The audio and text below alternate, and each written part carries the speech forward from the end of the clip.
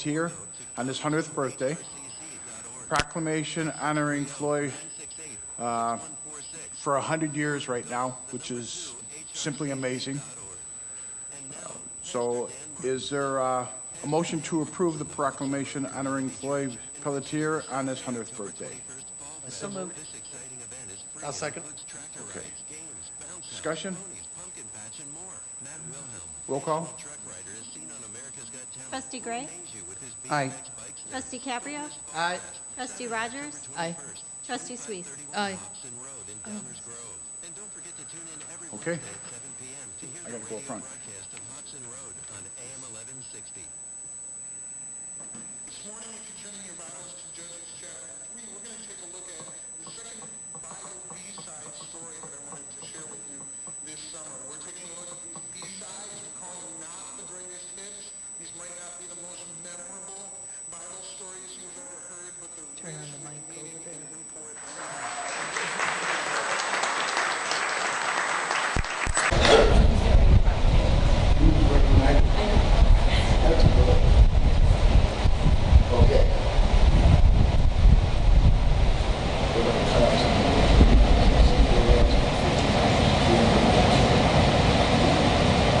Proclamation honoring Floyd on his 100th birthday.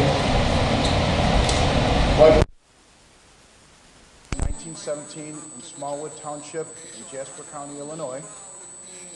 And Floyd attended and graduated from Auburn High School, Auburn, Illinois in 1935. And Floyd graduated from the University of Illinois in 1944 with a bachelor's degree in chemistry. Floyd married his wife, Helen Romine, in 1941, and they remained happily married for 69 years until Helen's death. During World War II, Floyd enlisted in the United States Army Air Force on April 15, 1944, and became a pilot in the Air Sea Rescue Service and a flight instructor until his honorable discharge on September 5, 1946. Floyd continued his education at University of Illinois and received a master's degree in chemistry in 1946. And then he moved to Nebraska in 1948 and received a doctorate degree in chemistry from the University of Nebraska in 1950. Floyd moved to Floyd returned to Illinois and went to work for the Pellron Corporation and became co-owner of the company along with his two brothers and continues to work as president for the company.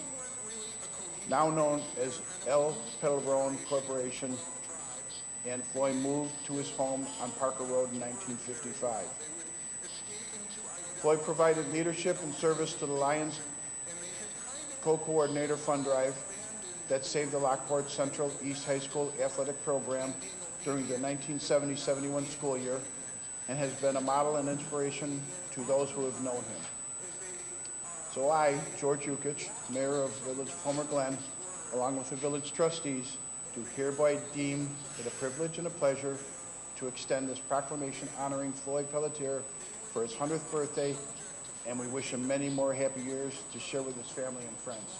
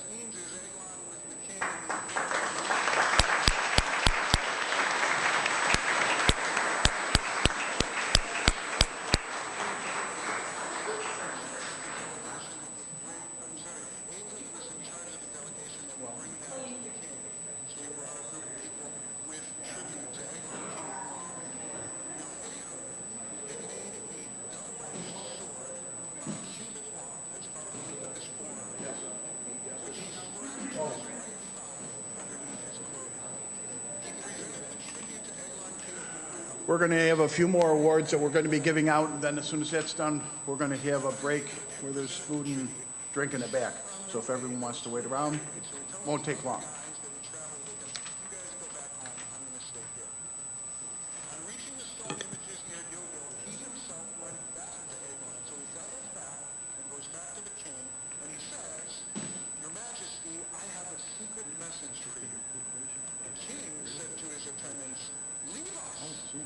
Home. I don't know what he's doing, but I have that. I wish I would have known. Okay.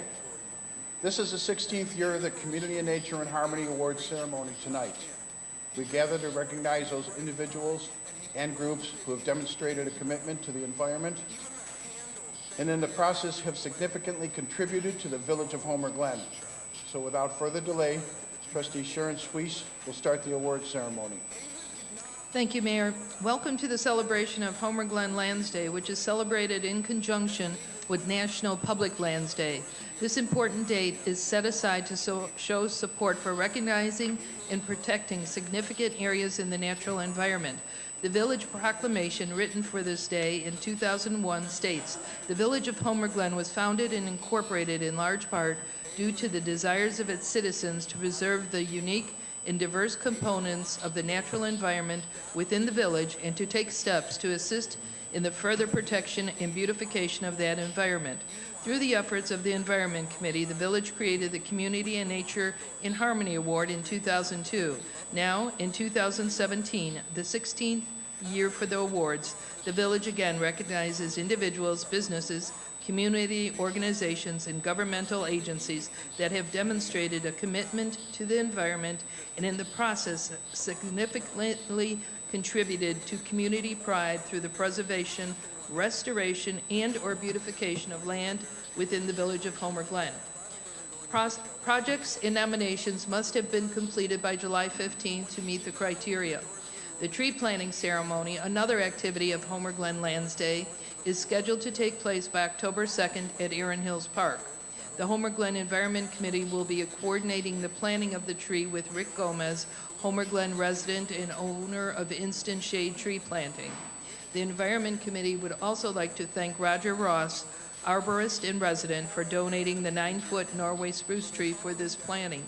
During the awards recognition, we are honored to have the assistance of our Homer Glen Mayor, George Yukich, who will assist in presenting the certificates to individuals and groups. As the Environment Committee members take their places, I would like to thank the members of our Environment Committee for coordinating this program. Nancy Carlson, Randy Juris, Kathy Kudla, Bob Moses, Cynthia Rattay, Margaret Sabo, Joe Therese, Gary White, Larry Witzel, and Sue Stylen, staff liaison. Sue Stylen will now announce the award recipients.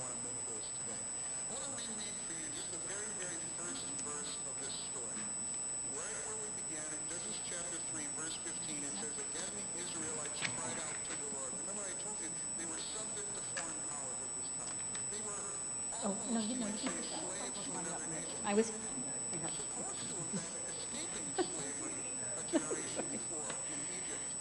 It is a great pleasure to assist the Environment Committee in presenting these awards, to recognize how individuals can influence care for the natural environment, and to support businesses who showcase Homer Glen's special character, and the organizations that bring people together and generate community spirit. We have 12 projects that are receiving awards this year. To help move things along, we ask that you come forward as I read your name, and you're going to proceed to the mayor and receive your certificate and have your picture taken, and then return to your seat. Individuals, businesses, and organizations may qualify for an award. Homer Glen was founded by a strong volunteer spirit, and we continue to have volunteers and organizations working together to make wonderful things happen in our community. As we begin, we would like to recognize the following award recipients for organizing a project to better the environment.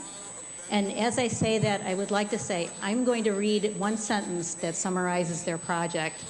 And when I look at everything and work with these people and finding out more information, it really doesn't capture it all. So I'm going to invite you to look at the board. At some other time, it'll be at the back of the room after this meeting and on display in the Village Hall with pictures of the properties. Okay, so first recipient is Bailey Cook.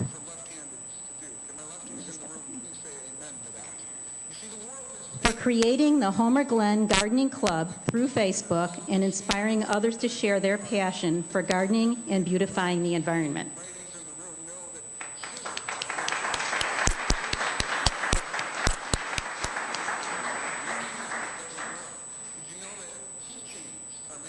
No. Colin Clough.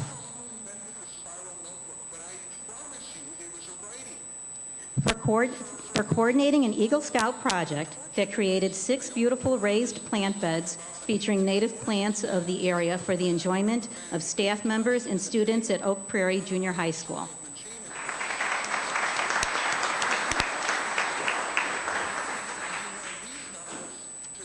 Justin's cleanup team.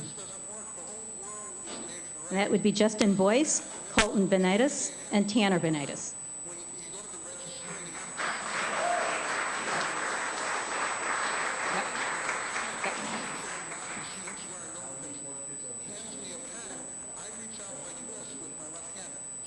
This is for demonstrating environmental stewardship and inspiring others to help in a neighborhood cleanup that resulted in collecting 10 bags of trash and beautifying the Pebble Creek subdivision.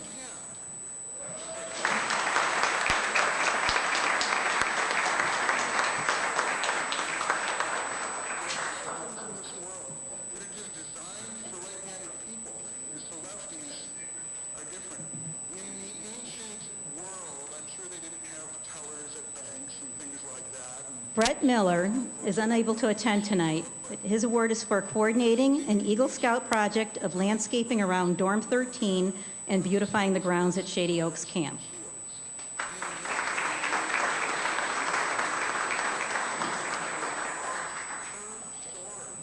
Parkview Christian Church.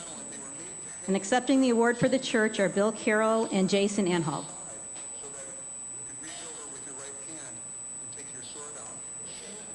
For beautifying the grounds at Marion Village and Shady Oaks Camp.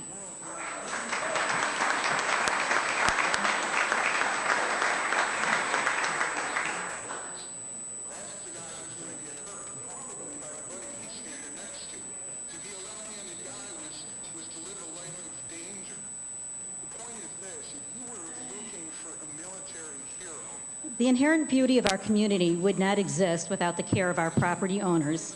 And the following awards give recognition to owners or pieces of property that have set an example and inspired their neighbors and other residents within Homer Glen. These award recipients will receive a sign to be placed on the property which is being recognized. When I call your name, again, come forward and I will read your acknowledgement, and the mayor will give you your certificate and take a picture. And then before you return to your seat, Nancy has a sign here for your property. First recipient is Countryside Bank. And accepting the award is Barbara Ivanelli and Susan Doring.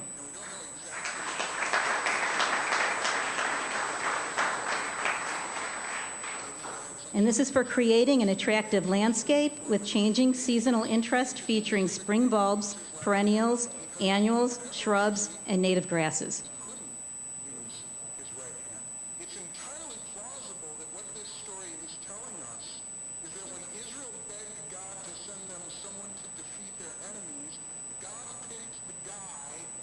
The next project is a joint project.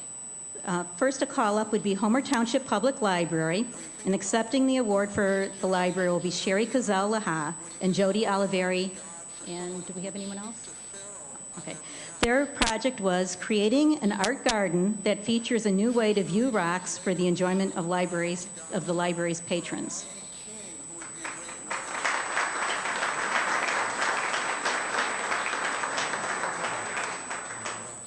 And also joining the library is the Homer Glen Junior Women's Club.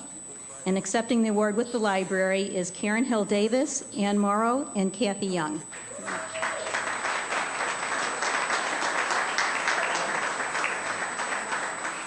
And the Women's Club is being recognized for collaborating with the Homer Township Public Library throughout the creation of the library's art garden.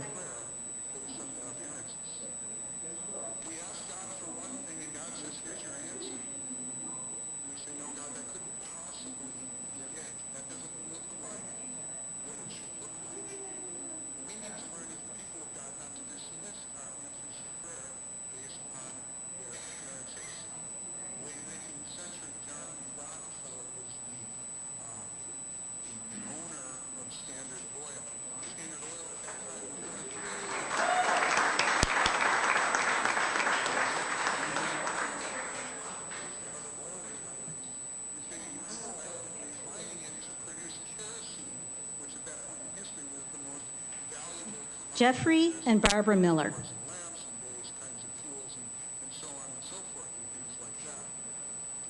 In the process of refining oil and producing For creating an attractive and serene landscape, including a variety of trees, perennials, ornamental grasses, and a water feature on their property.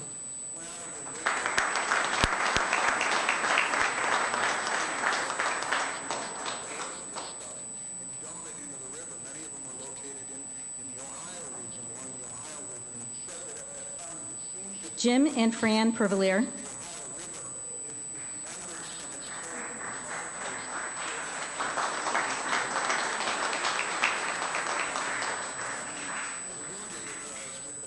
For creating a beautiful and colorful landscape with a variety of gardens and providing a habitat for pollinators on their property.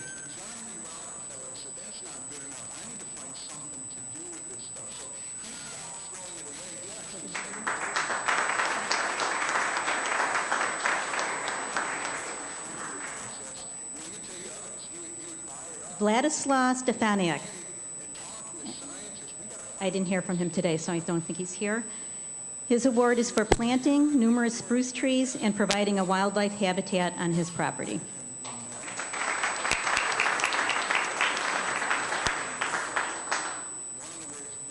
Luther J. Schilling School, 2016-2017 third grade class. And accepting the award is Candice Gaza and Tasha Ohatsky.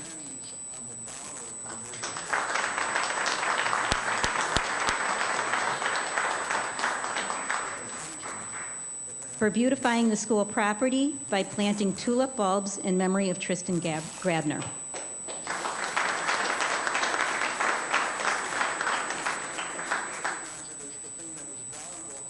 And Lisa Schultz.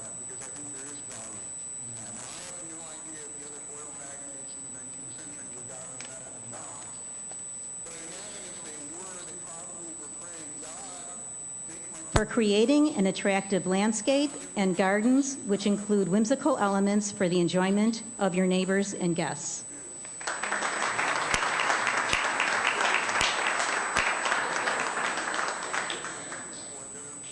That concludes our presentation. I'd like to thank the Village Board and Trustees for helping us with this program, and the Environment Committee and all the award recipients. Thank you.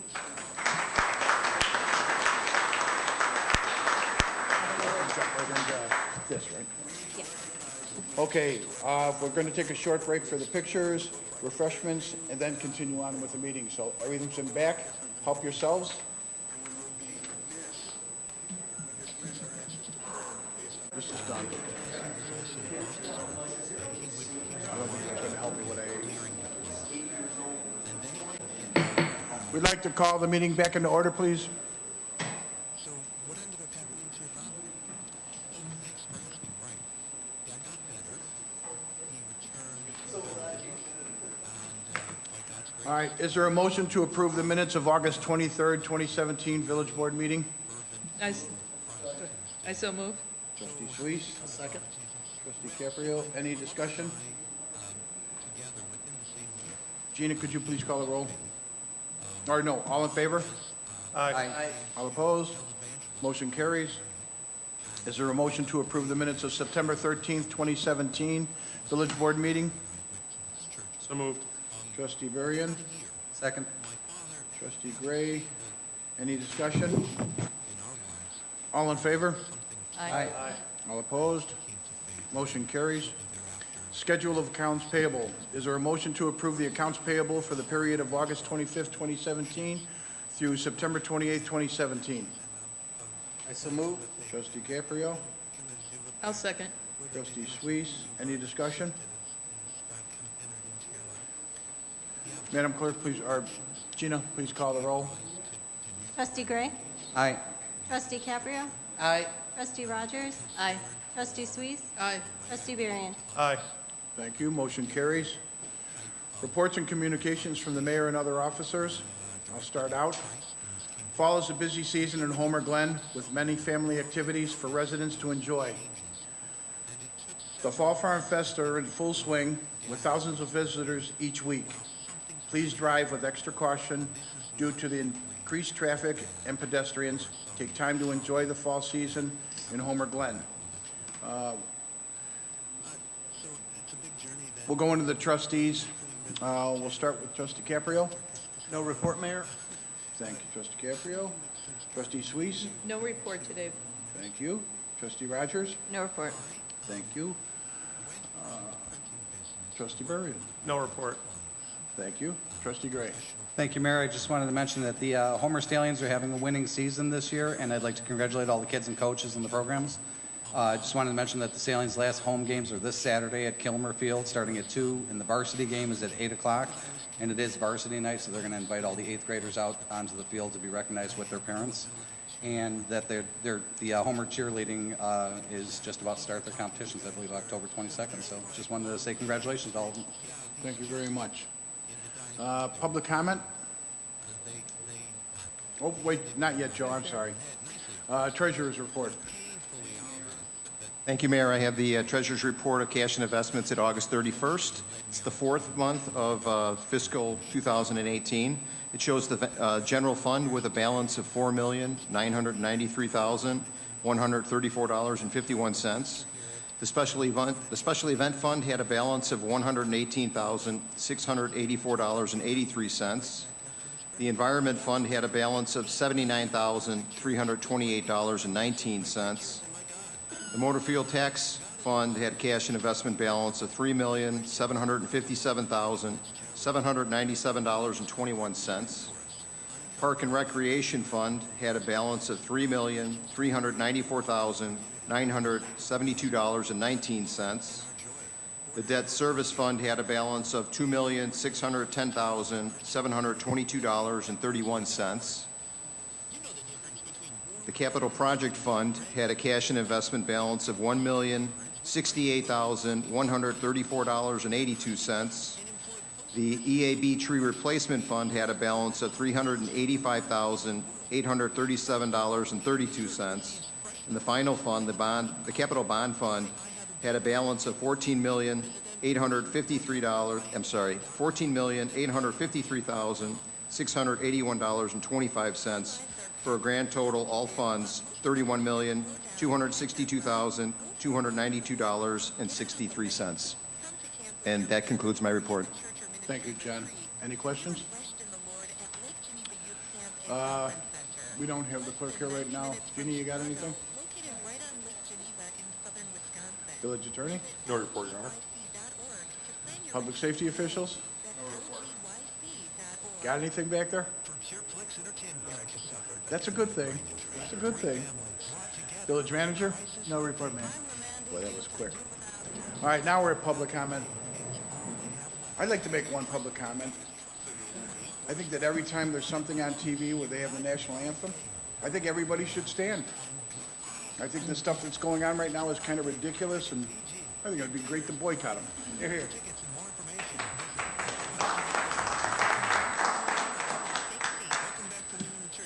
All right, no one wants to talk? We're going to have Frank Poujon first, but I don't see Frank. He's having cookies. Can you do what? Yeah, John can go first. Oh, boy. Yes, I think you should.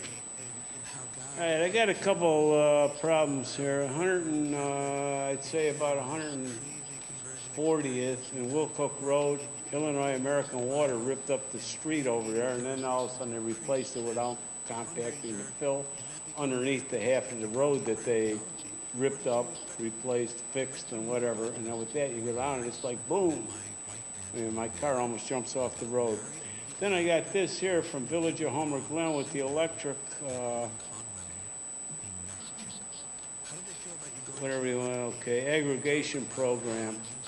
What they say in the one letter is not the letter that the village sent out. And then with that, it's contradictory to what they're actually pushing. All right, my big concern right now, I've been at the VFW for probably 20-some years.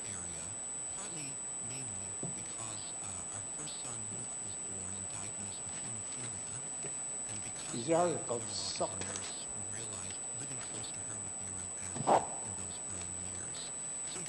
These guys can kneel down as much as they want. I grew up in Englewood. I know what that is like.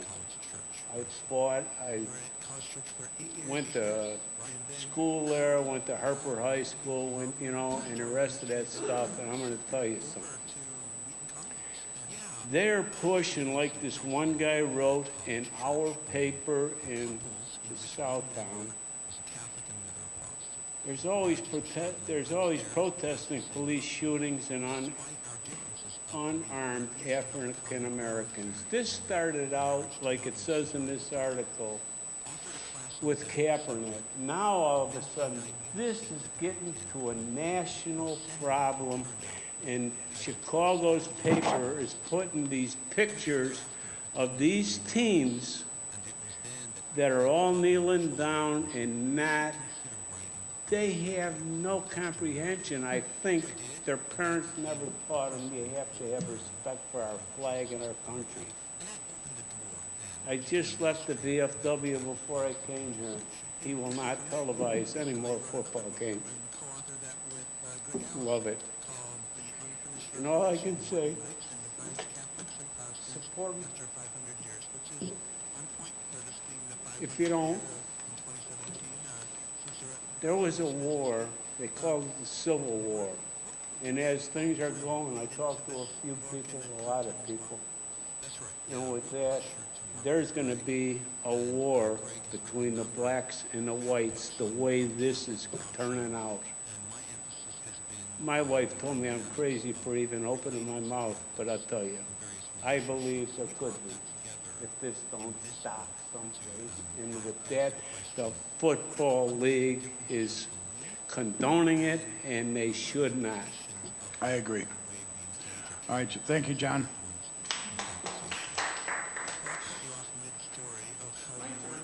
Your turn. We got a hand on it.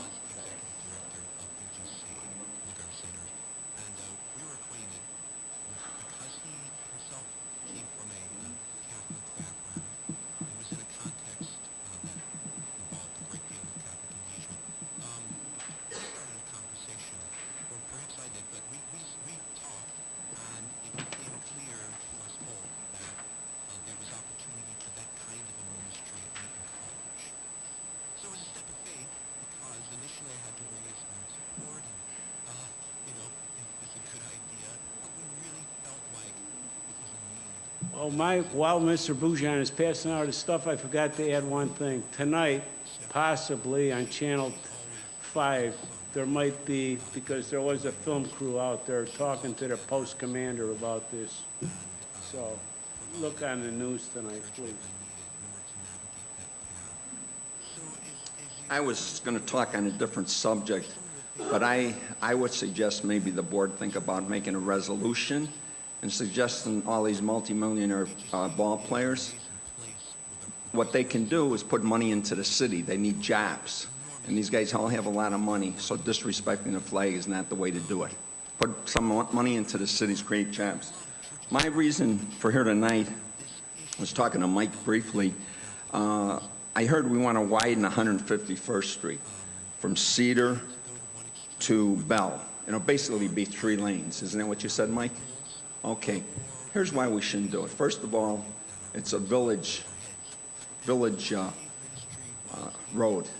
But I ask all of you, it's on here, take a ride from 131st and LaGrange Road to Ridgeland, 9600 West. I lived over there. A couple things happened. They wanted to widen that road years ago. And, you know, when they widened 159th Street before Orland Square was even built, we said, no, screw you, we're not going to do it. Because we live there, we don't want that traffic. And I went by there, I go to Mama Vesuvio's that way, it's beautiful still. You widen 151st, they'll start wanting to put businesses in there. They're defeating what we came out here, get away from the congestion. And IDOT, believe me, IDOT I've dealt with, they're a self-perpetuating unit. All they do is build roads, and they hire subcontractors. I say put money first. Let's reopen the mental health institution, mental health hospital in Tinley Park before people first, roads second. You know, in other words, I think it's a waste of money. I don't know, Mike, how much is that going to cost us? $1 million? What's the price tag on that for the village? Well, give a rough estimate, 1 to 2 million? It'll Or probably more? be more, but we're going to be looking to get grant funding for it. So, well, from the government? Correct. Well, that's still our money. We pay income taxes. It's still my money. $2 million to widen the road? Now, if it's a safety issue, that's a different thing. But I come over to the library all the time. There's a left-hand turn lane. You know, you widen it to 3 lanes, you're just going to have more traffic. You're not going to help anything. And we're not growing at that fast a rate. People can't afford these houses out here. I know a lot of people that, with the taxes and the water bills. So we're 25,000 now. Just as an analogy, look at Lincoln Way when the superintendent built 2 schools. Now that's not the same thing. But all you're going to do is bring more cars there, if anything. The 159th, the 43rd. Why widen the 151st? What is that going to do for the village? Just think about it, George, and the trustees, and talk it over. And if you have any questions, you got my name and number on the bottom. But I don't see any benefits. All I see is negatives. And I don't know if any of that, would any of that property be zoned commercial after that? It could be, couldn't it? It's, Mike? Do you know? Okay, it could be zoned commercial. Then you get stores popping up there. Drive from 135th and LaGrange, there's not one store. It's Forest Preserve, it's beautiful. I lived over there for 27 years. And the big guys try to tell the little guys what to do. We're the little guys. Goliath is IDOT. Just to get off the subject, kind of on the subject, they never even had a widen 159th. I lived in Hidden Valley Estates from 2000 to 2007. They built 355, no more traffic. No, IDOT just wanted to widen it. Everybody gets off at Bruce with their trucks. There's no more traffic today than there was those years ago. You get a few trucks, but they're digging up our whole place and spending millions of our dollars. People before roads. The road lobbies, I don't want to take too much time, but the road lobbies have a tremendous lobbying. The truckers, the road builders, Ozinga, everybody makes money off it, but they're making money off us. So just think about it, and you know, I would, if I was on the board, I'd vote against it. And if you decide you want to pass it, I would go out and get a petition saying we don't want it. Well, that's still a long time coming, though. That's not going to happen right but I away. think I'm nipping it in the bud before they do it. Okay. Okay? I appreciate it. Any questions from anybody? Any trustees? No? Is Notre Dame going to win Saturday? We hope so. Miami of Ohio. Thank you. Thank you, Frank. That ends public comment. We're going into legislation. Is there a motion to grant an extension of an existing special use plan permit development for Homer Glen Center, Phase 1 and Phase 2, for an additional 1-year period beginning on August 9th, 2017 through and including August 9th, 2018 for certain real property located at 14401 West 143rd Street in Homer Glen. George Gatsis on behalf of Homertown Plaza, LLC applicant, case HG0516-MS and case HG0616S. Is there a, Trustee Caprio? Second. Trustee Berrien, discussion? Well, I would just like Mr. Gatz, happy 12th anniversary. Do you think, yes, you think, I mean, I don't know if 1 year, you know, this has been going on and on and on. Do you think it's going to be a year or two? Are you any closer than you were before? Well, depending on what the economy does, I see the economy starting to do better. I'm hoping, I would say a year or two, to be honest. Might even be longer. And this approval helps you along in that respect, maybe. Is your finance lender still? Pardon me? Your Kinda hard to financing hear with lender? that fan. Your financing lender, are they still on board with financing the project and doing that?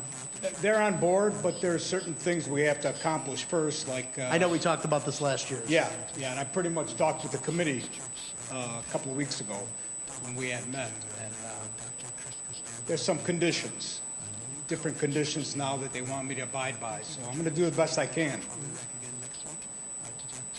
What type of conditions? More stringent banking? Well, one, they were talking about maybe getting somebody else involved with like a partnership, they like the idea of starting with just phase one with one building first, with the smaller building. And then possibly, I've got some other properties on 159th and stuff that we're pretty much selling, and I do have the opportunity now with the board to go with the, instead of going with the sewer and water, going with the, Well and septic. with the well and septic. So that'll save quite a bit, even though I have the pipe sitting out there, Okay. and that's about Any other it. questions? I have a few questions. Obviously, I'm new here. You haven't seen me for the past 12 years. But what makes you think that you're any closer this year? I mean, a lot of projects have moved along. You say that once the economy gets better. I mean, I know it's not where it should be, and the economy probably never will be where it should be for some people, but projects are getting done. So what makes you think you're any closer? I've viewed videos and minutes from previous years' meetings where you've said that you were 80% leased, you were ready to put a shovel in the ground, and nothing has ever happened out there. Right, because certain things happened and we couldn't, it was 80% lease, it's not 80% lease now. And that's one of the conditions that the lenders want, is 75 to 80% lease. And some of the tenants that I did have have backed out because of the fact that 143rd is going 4 lanes.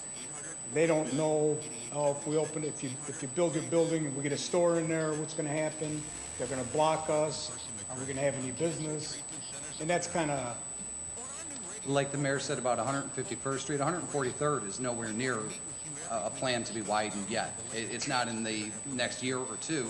So is this going to be an ongoing 3, 4 but a lot of the years? tenants, a lot of the people don't know that. They don't know when it's going to start. I know it's in the process right now, but probably take a while. So, you know, I really want to get this thing done. I mean, I've been at it for so long. I'd like to see it get done too. I mean, I've lived out here a long time. I've seen your project, what you've proposed, and it looks like a good idea. It's just a matter of, at a certain point, you know, we had this some years ago with some developments on Belt Road where I've had friends who, I've lived out here for 16 years, and they would go by certain developments and see them just take forever to get done. And they thought that, you know, that was wrong. What's the problem with Homer Glen? Why does nothing ever get built? There are signs go up that say a development's coming, and nothing ever comes of it. It never comes to fruition. Yeah, and like I said, like I if told the you're lenders, everything else is paid for. The engineering, all is done. The pipes out there paid for. I mean, I've got over $1 million that I've paid already, including the property next door, in order to get to phase 1 and phase 2. And you know, I just have to do something with it. As we stated in our last meeting with the committee, I mean, that was a dream that we had, and I've had since I started this. And I moved out here in 1969 on the same property right next door, and I live right next door now. So I'd really like to see it done myself. So whatever I got to do, I'm trying to do, and I just need more time. Mr. Gatzis has been coming before us a little bit before I became a trustee, but I look at it this way.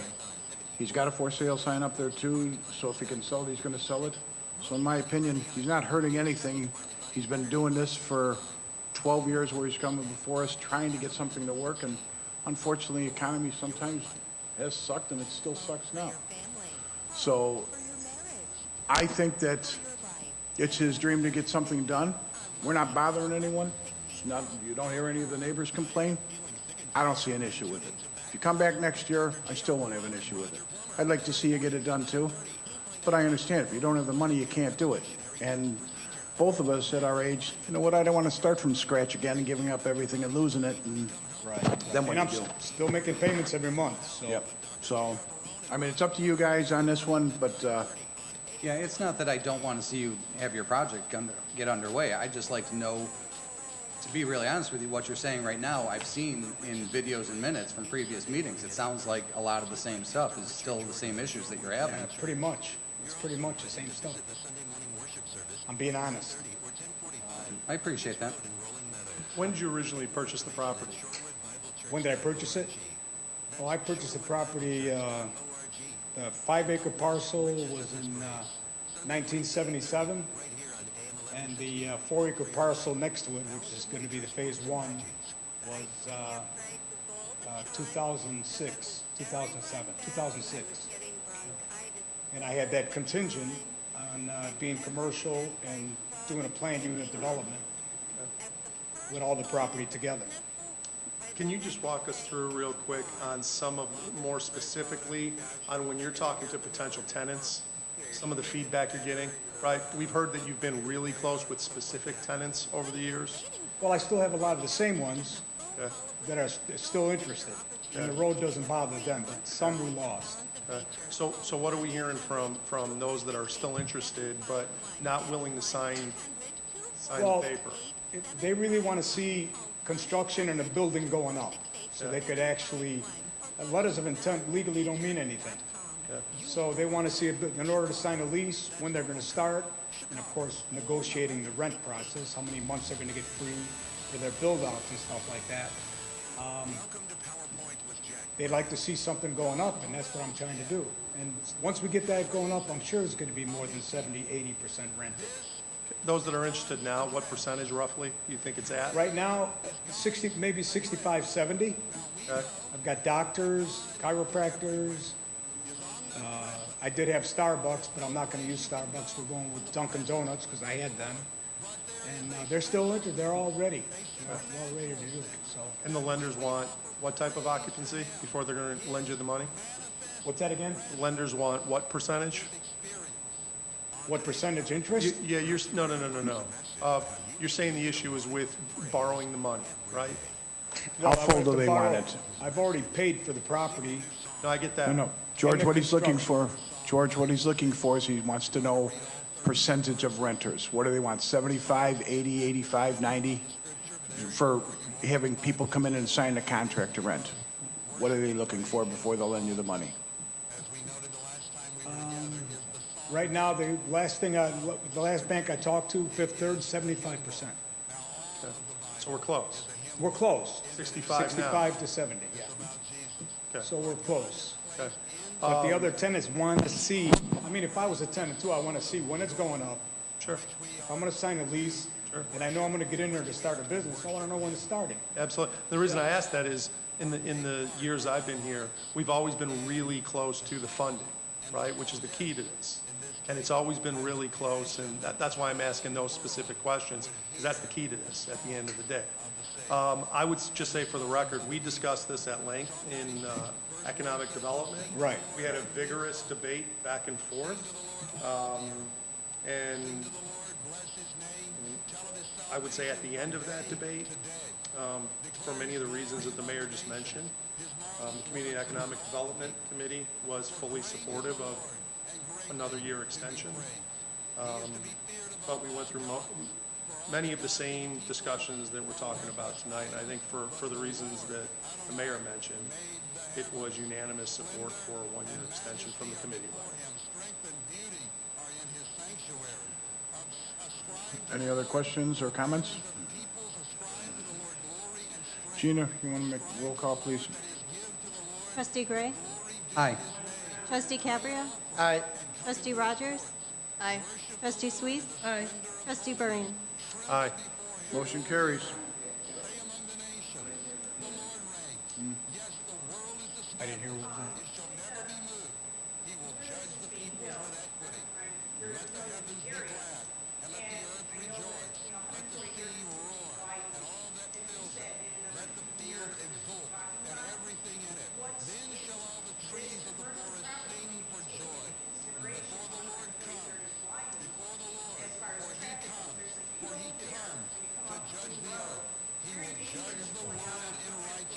Oh, I know.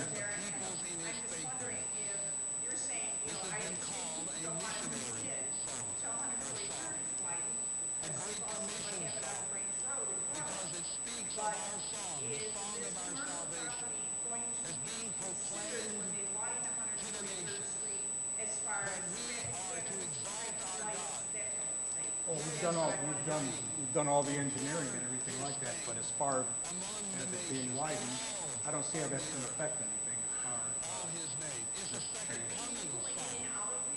far. Well, we have, no, I understand.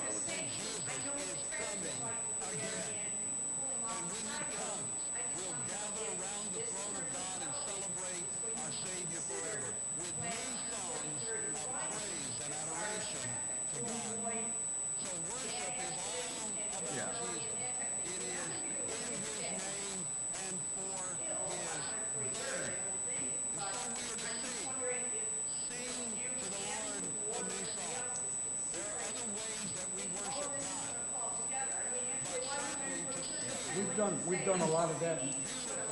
Excuse me. We've done a lot of that in our engineering process. Excuse me. I've met with the board. All right. I think one thing to consider is 143rd Street is Will County's jurisdiction. Any kind of access to their right-of-way, they are going to require a permit, and typically they require turn lanes and deceleration lanes and things of that nature. So Yeah. any kind of permitting would be required, whatever their requirements would have to be That constructed. would be with the county. Okay. Motion carries. Thanks, Can I George. say something too about the, we were talking, I didn't want to stand up before because I didn't know if it was proper or not. I just want to give you my opinion on those kneelers, if I can. Make it quick, though, please. I'm a veteran myself. I've been in the service for 4 years, and I really see these kneelers as being disrespectful to our flag, And to the to us veterans. veterans, and to the United States of America, to the people.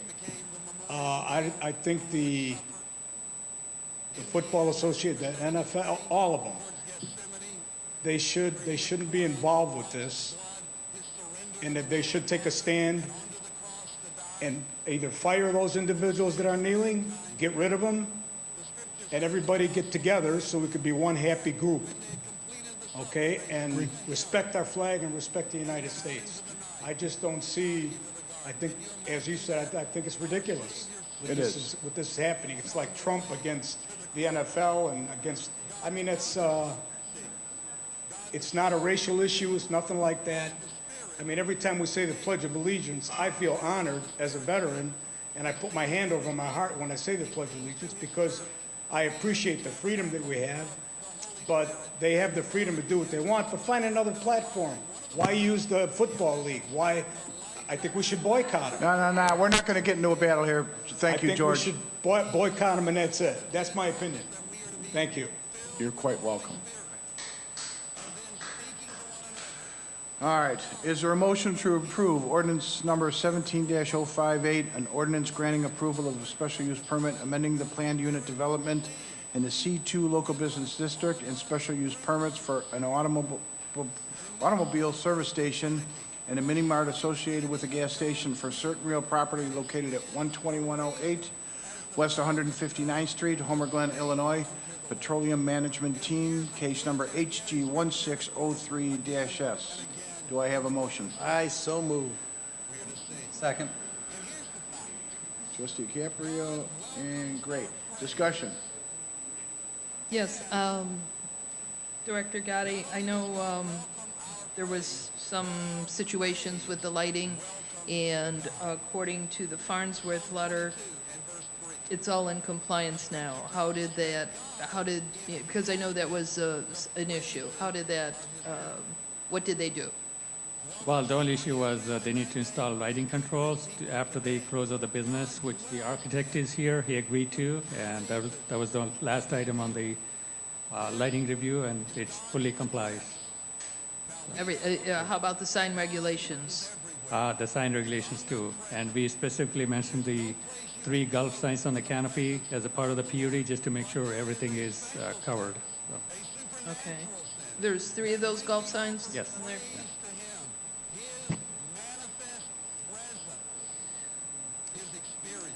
Anything else? No, I'd like if you would like to explain or has anything to say to us. I have a couple of questions too when you're done, Trustee Sweets. And just one other comment. I know the Plan Commission received the Farnsworth letter that explains a lot of things. You know, maybe in the future, I'd like to see that in the board packet. Some people are interested in seeing the details. I am. So, thank you. Trustee Gray? On the plan, there's a small site off to the side of what looks like the canopy, and it says primary diesel dispenser and a satellite diesel dispenser, and I just wonder if you could tell us the difference between those two? Those 2 dispensers are for box trucks, for diesel only, not for semi-trucks. They're not going to have a canopy over them. Okay, so there won't be any canopy over that? But Correct. Can you fuel from either side? Is that what that's for? So that if somebody has 2 tanks or a tank on the passenger side? Yes. Or is it to fuel 2 trucks at the same time? We can fuel more than one truck at a time there, but if he does pull in between the 2 islands, he can fuel tanks on either side. So, and, you know, again, I don't have a problem with the diesel or these islands, but if it were a landscape truck with a trailer on the back, would he be prohibiting the driveway entrance coming in from the west side? Yeah. He would not be prohibiting other vehicular traffic in there. It's, of course, assuming that he knows how to drive his vehicle correctly. I mean, seriously, I'm not trying to be funny, but the way we laid it out, it would accommodate that. Okay. Another question is, are you planning any outdoor storage or sales? Outdoor storage or sales?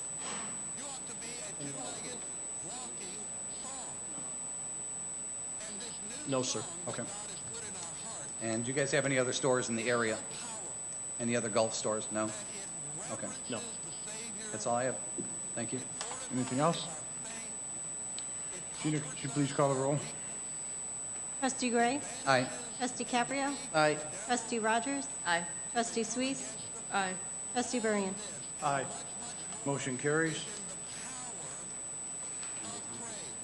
Is there a motion to approve ordinance number 17-060, an ordinance amending chapter 220 zoning articles 3, 8, 9, and 12, amending to the code of the Village of Homer Glen, applicant case number HG 1719-8. So moved. Trustee Burrian.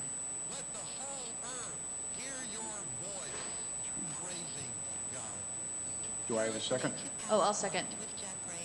Trustee Rogers? Did you read it the right way, though?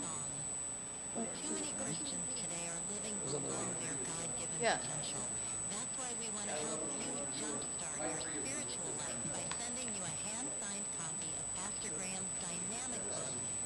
I think it just...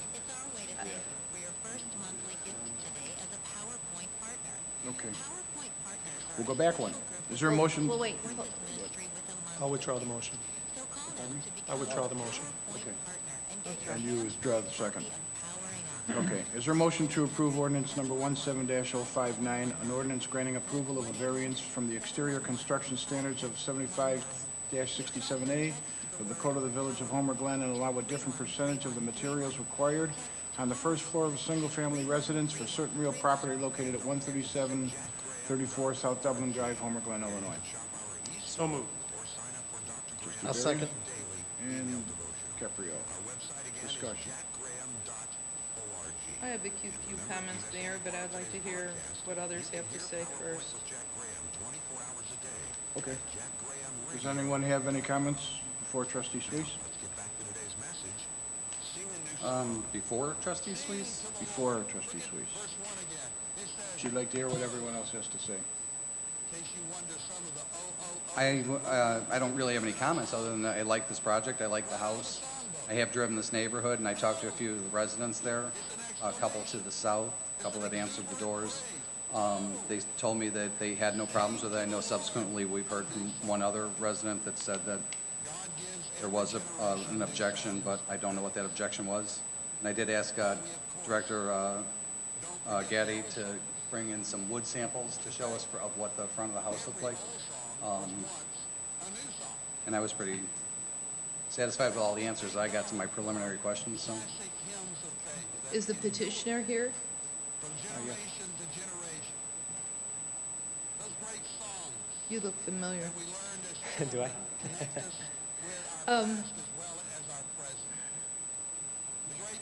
My issue with not having brick, the 100% brick around, and then whatever the wood, whatever you're doing above that, is because we're setting a precedence. We had a similar house that we discussed in Spring Creek Woods not too long ago. Similar style, a lot more glass, and he had to put stone around. My issue is that we start opening up that building code where, okay, 50% not brick, 75%, when we have others coming in, they were going to look at your house and say, well, if he did it, why can't I do this? I mean, this is, it's almost like opening that can of worms. You're not sure where you're going to go with this. So that's why I'm not in favor of, I think it's nice as long as it's not all these different colors. It looks like it's browns and white and stucco. Is that what you're, Yes. because we only see it's almost like just a black and white drawing that we have. Yeah, I mean, exactly. It's definitely an elevation. And I understand that it's to some extent opening up. And the reason that I decided to attempt to get this approved is due to the potential ordinance in there that if it meets architectural merits, there is the possibility for the Board of Trustees to have this approved. And the reasoning behind a lot of the material choices is because it's not a ranch-style home. The facades are very vertical, having them split, and that's why I covered the sides and the back with brick. None of it was really the cost efficiency. It was really the pure design of the home and the style of the stucco that accentuates the actual form of the building itself.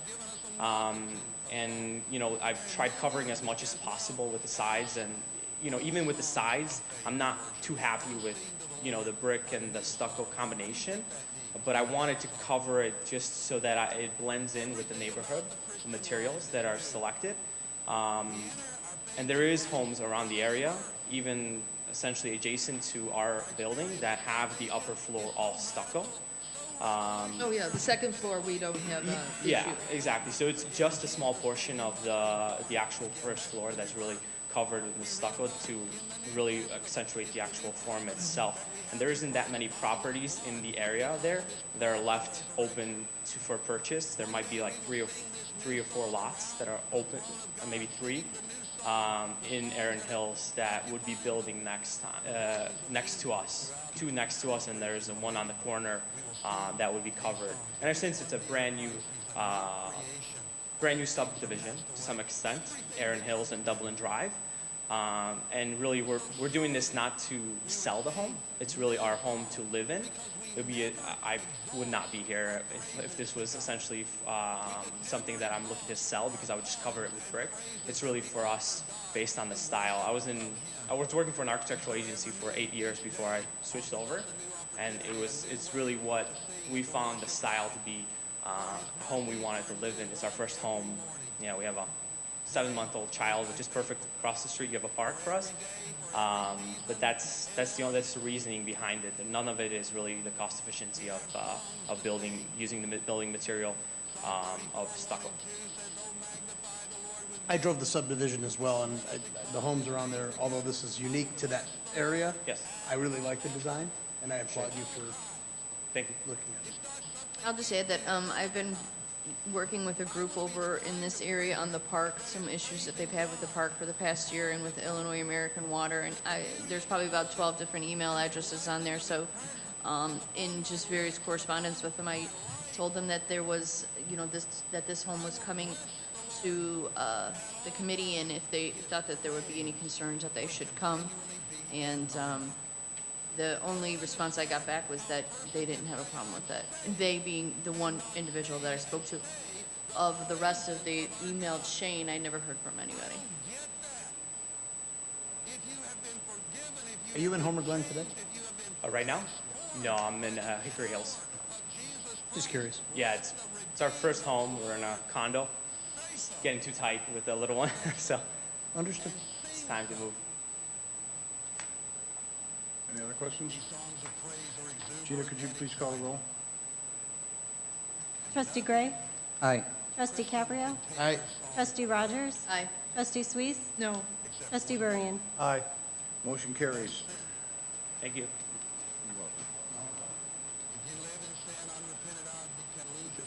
All right, back to floor.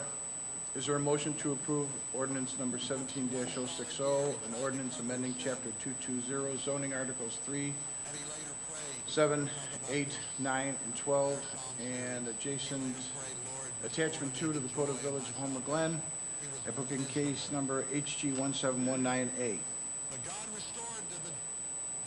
Moved. A second.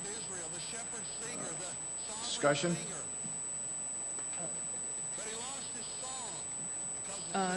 Yes, I think there was a attachment here that... Yes, you can vote on this 3 different ways with the conditions.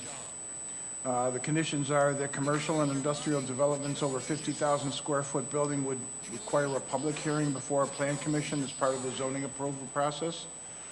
Or 2, that up to 15% of the outdoor seating for restaurants are subject to the village board permit without the need for a special use permit. Or 3, liquor sales for retail and restaurants are subject to village board permit approval with the need of a special use permit. Right. The Plan Commission wanted to keep 2 and 3, and I definitely agree with that. Number 1, under the PUD development... Wait, Sharon, oh, you disagree? No. Oh, 2 and 3 is already part of our chart. Trustee Swees, let me just clarify. The Plan Commission did not recommend number 2 and number 3, and item number 1 was just a suggestion based on some comments from board members. So the Plan Commission approved or recommended for approval not to allow outdoor seating without a special use permit and not to allow liquor sales without a special use permit. These are just alternate suggestions. So I just want to make sure we're clear on it. These were just suggestions. Yeah, we wanted to keep the way there was a chart that they needed to do the special use. But except for number 1, under PUD, I think that's a great idea because I was asking about on page 5 under that description where it says a PUD or planned unit development contains 2 or more principal buildings. So I said, okay, what if someone that's just as larger than a Meyer wants to come in? It's not clear in that paragraph. So I think when Director Gotti's put in the other condition that commercial and industrial developments over, say, a certain square footage, 50,000 or whatever we want to put in there, would require a public hearing before the Plan Commission as part of the zoning approval process. I think that's a good idea. Yeah, whatever square footage, you want to bring it down, stay at the same. Sure. In talking to Manager Mertens, I think we talked through some of those issues and some of those concerns, and I asked him to draft out what we have in front of us as options because I think it is a balance. I think I'm comfortable with number 1 with the 50,000 minimum. On number 2, the 15% of the outdoor seating, I think is when we're talking about someone that is going to have sort of permanent 15% isn't a lot, right? So if we're going to talk about someone having permanent outdoor seating like many establishments have in the town now, that's a different situation. Under 15%, right? I think that's something in my world is acceptable. And then on the third one, the approval for the liquor sales, that's still coming to us because we're going to have to approve an additional license. And so I think a couple points. One, I think these changes are overall really great changes, and I appreciate the time that staff and Plan Commission has put in to go line by line through these things. I think it's a needed cleanup, and we talk about at times wanting to be more business friendly and efficient and streamlined and make it easier to do business in Homer Glen. And I think all of these existing with the addition of these 3 additional conditions, I think are that point that we're trying to streamline for business so we don't have to string them out for 6, 7, 8 weeks at a time, but still reserve the right at the board to protect our interests and protect. So I just think overall these are all good changes for the efficient streamlining of doing business in Homer Glen, which is, I think, one of the number 1 things we hear in the challenges in this town is. So I think this is all positive, and I'm supportive of all 3. Yeah, I think it's, to your point, I think it's key that we keep it less cumbersome, but yet controlled. Well, okay, on the Homer Glen code, it's attachment 20, 220, 2.4.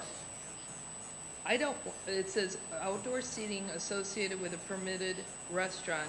That's all special use. I agree with that. If you look at the chart, it's in blue. It's 2.4 towards the back. I mean, I think any type of outdoor seating should get a special use because we don't know. Well, what we're saying here is anything above 15% would still require a special use. Anything below 15% is something that, It would be similar, I'm sorry to interrupt, it'd be similar to like Mr. Beef, how he's got like the picnic tables on the side, or that shopping center, where this would be similar to the French restaurant, how it's a permanent structure. Right. Well, that's not what the chart is showing. Look at your chart. Your chart says special use on all of it. It doesn't say if it's under 10%. no. So that's why we're changing. The amendment The is. proposed amendment here. Right. Yes, so the intent of the suggestion is if it's a permanent establishment like some of the facilities on Bell Road, obviously that would still go for a special use permit. If it's a Steamers or a Mr. Beef and they just want to bring a couple tables out during the summer months, they're not permanent, it's under that percentage. And that percentage could be whatever the board decides, but we're looking to make that a little bit of a simpler process.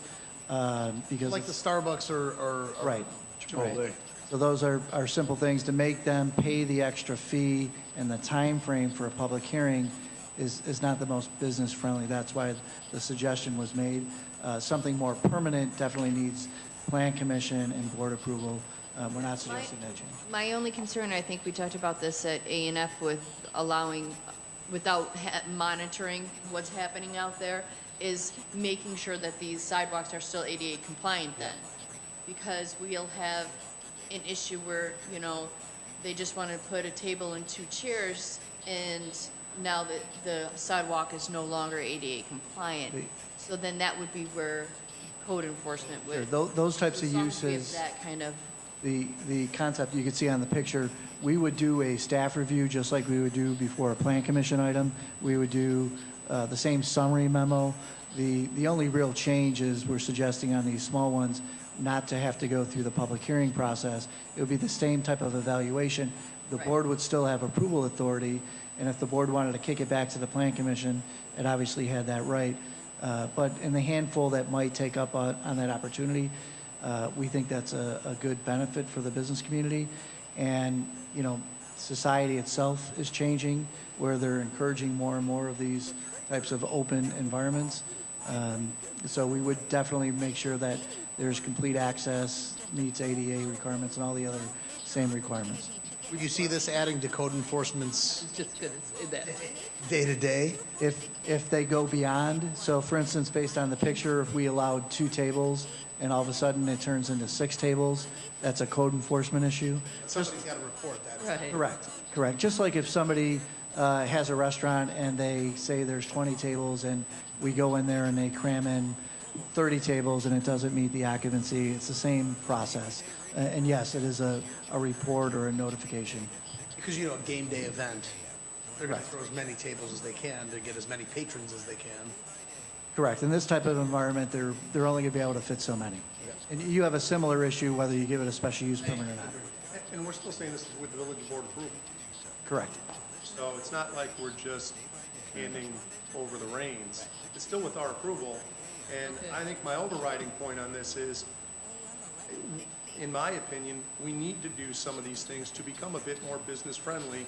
And not just business, but we know lots of these, not lots, almost all of these, certainly small businesses type, are putting their financial future on the line in some cases to start a business, and time and money. And so it's an effort to streamline, but I guess the most important part here is none of this is set in stone. If we have issues, we can always come back and talk about rescinding. But I just think these are the sorts of things that we need to start looking at to streamline and put out the, you know, Homer Glen open for business sign a little bit more. And again, it's not written in stone, right? We can rescind it if we have issues. Agreed. Well, it's not, I don't, then the sale of alcohol beverages would not require a special use permit. I think that's wrong. I think it should require, a sale of alcohol should require a special use permit. I may be wrong in this. I think we're one of the only municipalities that require that. I'm not sure about The that. reason we suggested that is liquor sales is not really a zoning-related item. It's not a physical change to the operation of the business. There's not driving patterns that change. It's not a physical structure that change. It's purely an internal operation.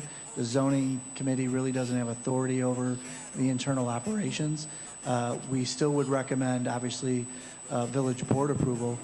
For instance, Chipotle, when they came through with their restaurant, went through the entire zoning process and then realized that they needed to get a special use permit for liquor. They never have had that problem before, so they had to hold off liquor sales for about 45 days until they went through the process. And so the zoning committee usually doesn't have anything to add when you do a special use permit. So it normally just passes, and it requires village board approval anyways.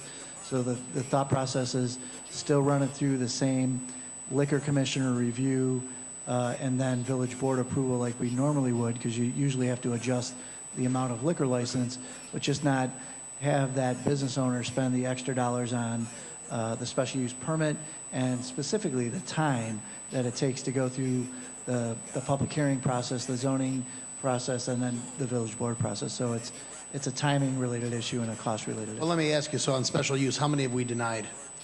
I'm not aware that we've denied any. But then residents are not being aware of what's happening if it's an establishment right here. Sure, and so there's specific criteria that. Are they still going to be notified about a liquor sale? No, and if this changes, if it doesn't require a planned unit development or a special use, and a lot of projects still would, even with these modifications, there would just be the normal legal notice of site plan approval and village board approval on a project, or on this case, a liquor. So if you had an establishment that didn't have liquor and we changed this, an existing restaurant, for example, it would just be the normal publication process through the board. And, you know, so in order to get a liquor license, you need to meet certain criteria, certain size, distances from schools, churches, things of that nature. All of that criteria stays the same. There's really not, again, getting back to the specific point, there's not a specific zoning hook, if you will, that a plan commission would add on to it. The board has authority of hours of operation and things of that nature. So it just really streamlines it and just makes it a little bit more business friendly. And it gives us, we still have to add a liquor license to it. There's no open liquor license right now, so everything still has to come before the board to approve a liquor license. So nothing's going to change there. It's going to make it easier. And I also think on some of these things, it's clear when there may be a sensitivity on one of these, right? And I think that's incumbent upon us to be proactive about that, and like the issue we just dealt with tonight, be proactive and talk to some of those residents. And so it doesn't exclude that ability to do that either. I just think that that's the exception, that we come up to a sensitivity issue on a liquor license, but we make the rules now that are more stringent for that 1 in 20 or 30 or whatever. And we still reserve the right to, hey, we're going to know if it's a sensitive topic, or think and be able to reach out to residents and have that discussion ahead of board action on something of that nature. One comment.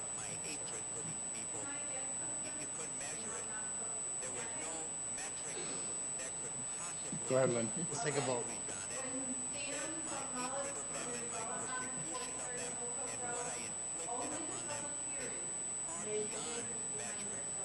Right. All right.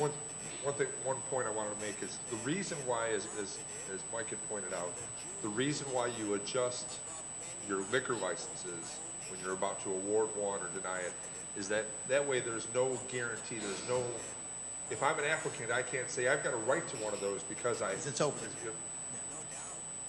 I can see where a special use permit, you can get in trouble with that. Because if you grant the special use permit, say, we're going to allow you to sell liquor here, now they've got an argument that says, you owe me a liquor license.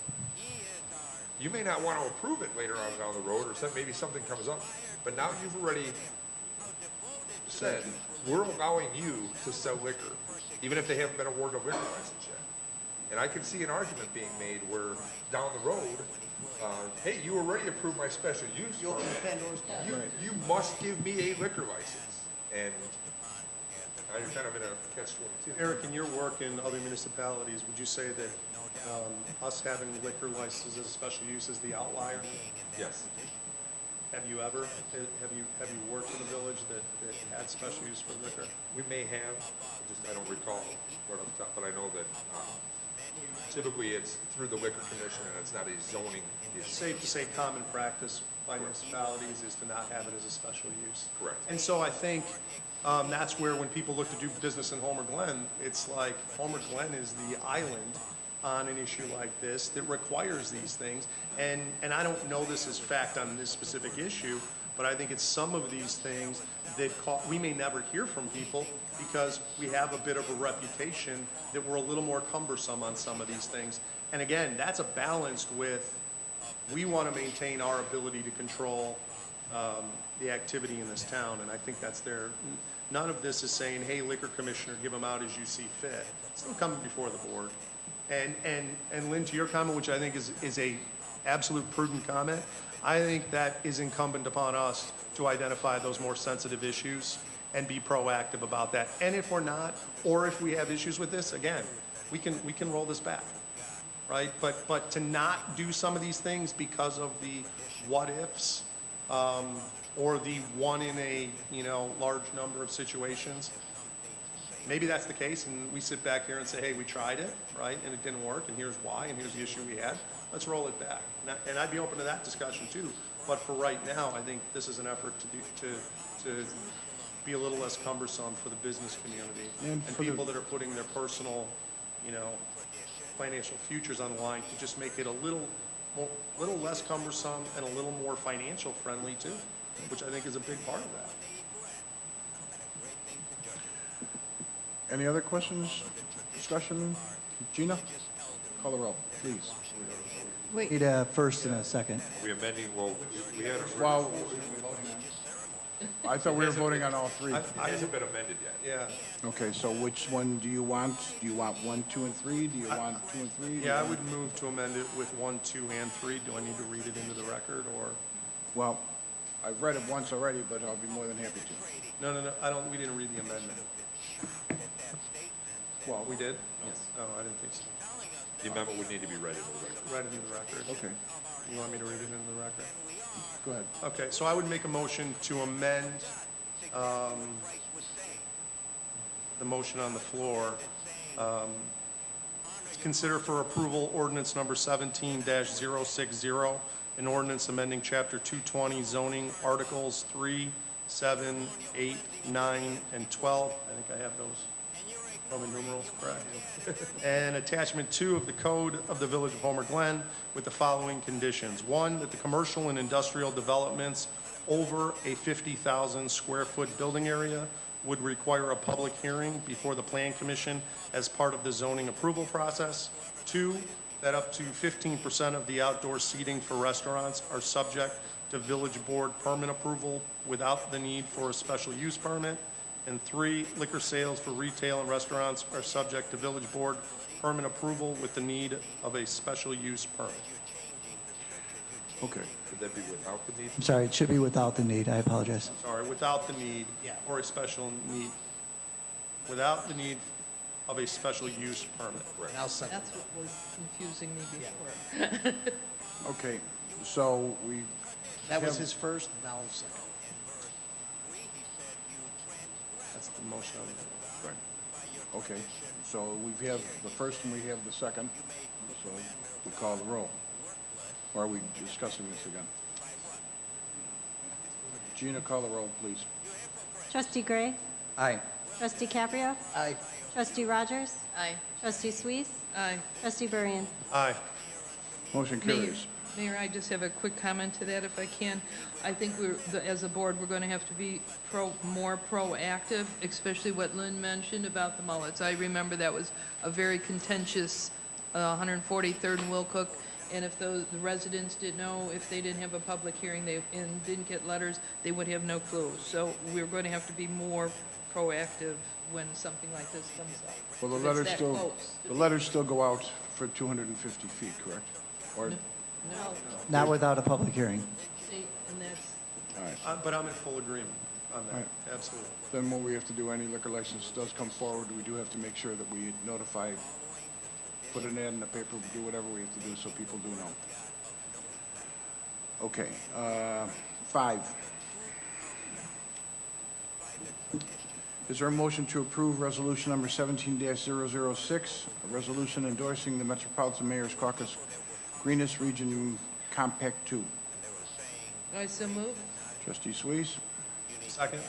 Trustee Berrien, discussion? Gina, could you please call the roll? Trustee Gray? Aye. Trustee Caprio? Aye. Trustee Rogers? Aye. Trustee Suisse? Aye. Trustee Burien? Aye. Motion carries.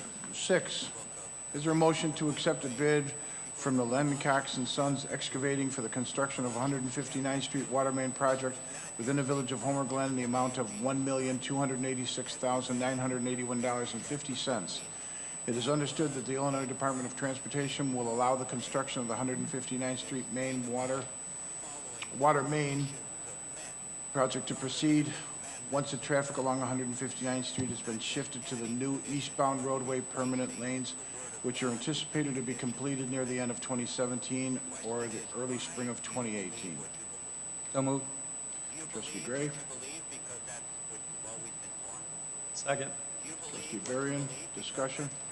I have a question for Director Selmovich. These prices are really wildly different. Is there any reason for that? I mean, that's a really big gap. You know, it all depends on the contractors. Some of them were looking for work, winter work, so they're going to be a lot more competitive. Other ones may have plenty of work, but they're going to throw a bid out there just to see what, if they get it. Plus, with some of it being low, because it's much lower than we anticipated it was going to cost, you also have, we're moving over, and IDOT's making it easy for us to put a lot of the Sure, stuff in it much sure. quicker, so the price is less because they have to do it. And HR Green has done vetting of this this company, right, by going through all of those solicitations. They make sure that they're hitting all the parameters that were initially laid out, right? Correct. As And well all as that they're a reputable contractor. Correct. All of these contractors are IDOT pre-qualified. Okay. The project was advertised in the IDOT bulletin, so, and there was a stipulation that the contractors had to be IDOT pre-qualified. Thank you. I was just curious, what do they do for how do they pre-qualify them? Do they look at past work history or There's a financial? various financial and work experience, previous projects, things of that nature. It's a semi-lengthy process to get pre-qualified. I mean, we went through 14 bids, so it's quite a bit. Yeah, there was quite a bit of interest definitely on this project. The closest one was $57,000, I think, to this. Yeah. Do they have to get pre-qualified every year, or is this like once they're in, they can, who knows what I think happens? it's periodic. I think it's not like, I don't believe it's a one-time thing. I think I would think that there's certain that they have to get pre-qualified, re-qualified. And this is on the north side from Gauger to Cedar, so people know. Correct. I like that we had 14 bids. That's we know we're getting a good price, and it has two of my favorite phrases, which is lowest bid and under budget. So correct. It's good to have this sort of bid interest, and so we can compare it. And when you look at the high of 3.3 million, and we're approving it for 1.3. Right. I think it's great. The $2 million difference. Yeah. 2.35. And someone that wanted to sharpen their pencil, and someone that just said, if there's not 14 bids and we get lucky, correct. Here's our throwing of three. Sure. No, it is a great thing that we're saving $2 million. It's just that usually they're a little tighter. Well, there's still competition in there. You still have a few that are in 1.2. Yeah. So, all right, any other discussion? Gina, could you call the roll, please? Trustee Gray? Aye. Trustee Caprio? Aye. Trustee Rogers? Aye. Trustee Suisse? Aye. Trustee Burden? Aye. Sorry. Motion carries. Number 7, is there a motion to approve an engineering agreement from H.R. Green for construction engineering services related to the 159th Street Water Main Project for the not-to-exceed amount of $74,000? I so move. Trustee Suisse. Second. Trustee Gray. Discussion. Did this go to A&F or did I just miss that? Was this brought to A&F? This was just coming directly to the village board. Bidding time frame, no. The bid came in, was it, We opened the bids on the 20th. yeah, How many bids did we have on this? on the construction engineering? None. Yes. It was, these were the same designers as the main project, so we kept the bid results with the same group. So no other bids? Not on the construction engineering, no. That was part of there was a bid for the main project itself, the actual design, and so this is just a feed off of that. And I believe it's normally these are Normally, they're approximately 6% is kind of the norm. This one is at 5.75%. I still think that it would be a good idea to put it out for bid, just to find out what someone else is going to put it in for. Something that Mike and I talked about, which I think is a great idea going forward, is building in the project management on the base bid and getting that number up front from the bids on the project instead of, going bid and then project management separate. Build it all in on the front end, and I think Mike thought that made sense. And that is pretty standard in the industry. Yeah, we'll work. It gets a little complicated because they haven't, when you're bidding the initial project, the design is not done yet, so it gets a little complicated. So there'll be a little guesstimate on that, but if that's the board's pleasure, we'll work out a system for that going forward. Okay. Any other questions? Gina, could you call the roll, please? Trustee Gray? Aye. Trustee Caprio? Aye. Trustee Rogers? Aye. Trustee Suisse? Aye. Trustee Burden? Aye. Motion carries. Last, is there any old business? Is there any new business? Is there a motion to adjourn? Do I have a second? I'll second. All in favor? Aye. Aye. All opposed? Meeting adjourned.